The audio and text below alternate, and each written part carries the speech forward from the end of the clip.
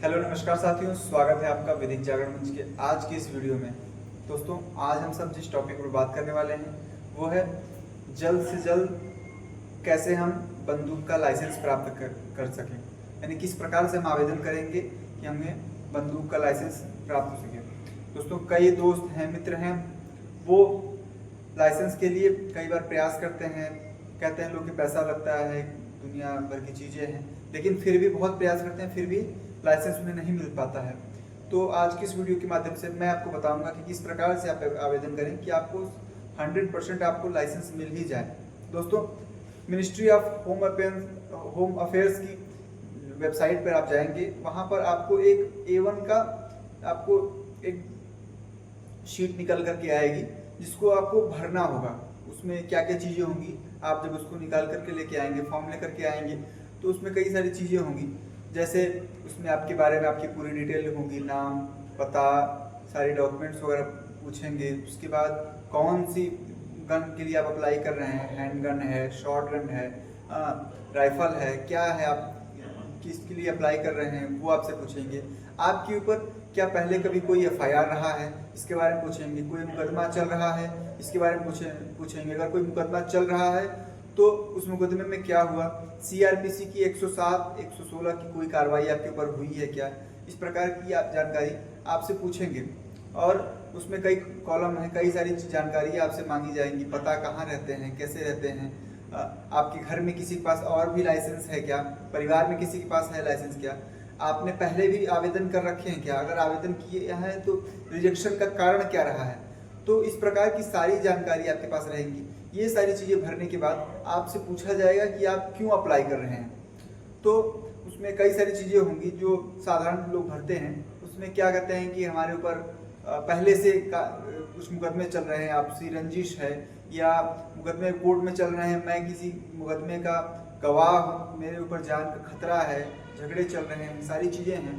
इस प्रकार से आप लिख सकते हैं। या फिर आपका व्यवसाय इस प्रकार का है कि आपको सुरक्षा का भय रहता है, खतरा है, यानी आपको आपका व्यवसाय ऐसा है, नौकरी आपकी ऐसे ही इस प्रकार की है, बैंक में आप नौकरी करते हैं या किसी प्रकार से हैं, तो ये सारी चीज़ें आपको बताना है। या फिर आप अगर किसान हैं, खेत में काम करते हैं, तो ये भी आप मेंशन कर सकते हैं कि मेरे पास प्रॉपर्टी है, मैं किसान हूँ, या खेत है, मेरे पास ज़मीन जायदाद है, इस नाते मुझे अपनी जान का खतरा है, भय है, तो मुझे लाइसेंस चाहिए होगा। इस प्रकार से आप कॉलम भरेंगे।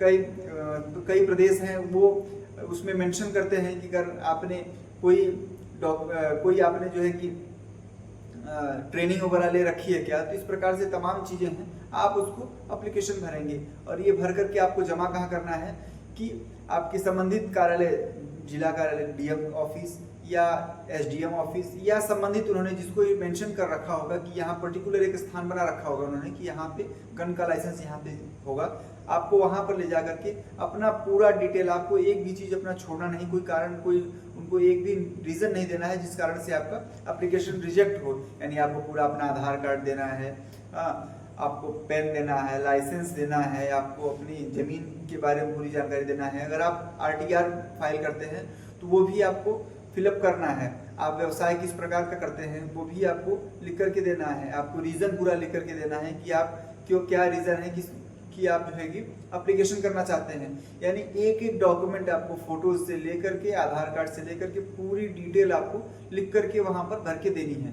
देने के बाद वो सबमिट होगा। सबमिट होने के बाद आपको एक दिन संबंधित कार्यालय पर बुलाया जाएगा और सेम वही चीज़ आपसे पूछी जाएगी कि आपका डॉक्यूमेंट वगैरह के बारे में वेरिफिकेशन होगा। मजिस्ट्रेट आपसे पूछेगा क्यों आप अप्लाई करना चाहते हैं, तो आपको चीज़ें बतानी है कि अगर आपके ऊपर कोई कार्रवाई आप कहीं गवाह हैं, आप रंजिश चल रही हो, चाहे चीज़ बतानी है। लेकिन अगर आपके पास कोई ज़मीन अगर है तो 100% मैं बता रहा हूँ कि आपको लाइसेंस मिल ही जाएगा। आपके पास ज़मीन है तो बताइए कि हाँ साहब मेरे पास ज़मीन है और मुझे खतरा रहता है, भय है, खतरा रहता है, सारी चीज़ें हैं और मुझे लाइसेंस इस नाते चाहिए। तो वहाँ से जाने के बाद वो जो आपका फॉर्म रहेगा वो 3 जगह पे जाएगा। पहले तो आपके SP ऑफिस पे जाएगा। SP ऑफिस पे जाने के बाद वहाँ से पता लगाया जाएगा कि आपके ऊपर कोई FIR वगैरह कोई कार्रवाई तो नहीं की गई है। वहाँ से आपके थाने में एप्लीकेशन आएगा, वहाँ से वेरिफिकेशन होगा। आपकी अगर कोई FIR है या संबंधित मामला कुछ चल रहा है तो वहाँ से सूचना जाएगी, वहाँ जाएगा। वहाँ से अगर कोई दिक्कत नहीं थी तो वहाँ से आपको क्लीन चिट मिल जाएगा। उसके बाद आपके वहाँ से आएगा जो है कि आपके राजस्व विभाग में, यानी कि आपकी जो राजस्व विभाग है वहाँ पे आपके पास वहाँ से सूचना उनको दी जाएगी कि आपके पास कितनी ज़मीन है, कितनी जायदाद है, क्या क्या प्रॉपर्टी आपके पास है। ये इस चीज़ का पूरा मुआयना आपकी राजस्व विभाग से वो होगा। तीसरा जो आपका फॉर्म आएगा, तीसरी जो प्रति आएगी जांच करने के लिए, वो वन विभाग में आएगा। कहीं आप कहीं शिकार इत्यादि या किसी जीव जंतु को मारने इत्यादि में संलिप्त तो नहीं रहे हैं, तो ये वन विभाग का जो ऑफिस है वहाँ से सत्यापन कराया जाएगा। तीनों चीज़ों में अगर आप नहीं पाए जाते हैं, इन तीनों में अगर आपको क्लीन चिट मिल जाती है, तो वहाँ से आपको वापस से आपकी जो संबंधित या तो डीएम एसडीएम ऑफिस या डीएम ऑफिस या उन्होंने जो पर्टिकुलर ऑफिस बना रखा होगा जहाँ पर वो इस प्रकार से काम कर लाइसेंस का काम कराते होंगे, वहाँ पर इनके पास जाएगा एप्लीकेशन। अगर आपको का वो एक्सेप्ट कर लेते हैं तब तो ठीक है, तब तो कोई बात ही नहीं है। लेकिन अगर वो एक्सेप्ट नहीं करते हैं तो हमारे पास एक रास्ता और है, आपको सीधे वहाँ से, क्योंकि वो तो सीधे अगर आपको मना भी करते हैं लाइसेंस देने से, तो आपको एक रीज़न लिख करके देंगे कि ये कारण है। अगर लेकिन जो मैंने आपको बताया है कि अगर आपके ऊपर कोई कार्रवाई नहीं हुई है और सारी चीज़ें हैं, प्रॉपर्टी इत्यादि हैं, और आपको वास्तव में रीज़न है कि नहीं मुझे दिक्कत है, तो आपका कोई नहीं रोक सकता है। लेकिन फिर भी रोकते हैं तो रीज़न लिखेंगे वहाँ पर कि ये रीज़न है, इस नाते मैं रोक रहा हूँ। आपको वहाँ से सीधे उस एप्लीकेशन को लेकर के जाना है और हाईकोर्ट में रीट डाल देना है। हाईकोर्ट में आप अगर इस प्रकार से, जिस प्रकार से मैं बता रहा हूँ, इस प्रकार से अगर आप हाईकोर्ट में जाते हैं तो 100% मैं गारंटी आपको देता हूँ, 100% आपको लाइसेंस के लिए वहाँ से नोटिस मिल जाएगा, वहाँ से ऑर्डर आ जाएगा। उस ऑर्डर को लेकर के आना है और संबंधित जो कार्यालय है वहाँ पर जमा कर देना है। वहाँ से आपको लाइसेंस इशू हो जाएगा। उस एप्लीकेशन वहाँ पे आपको एक लाइसेंस नंबर मिलेगा, उस नंबर को लेना है। और जो पुलिस जो लाइसेंस मिलता है वहाँ से उनकी सरकारी दुकान भी अलॉट होती है। आपको लाइसेंस सरकारी दुकान से ही बंदूक लाकर खरीदना है।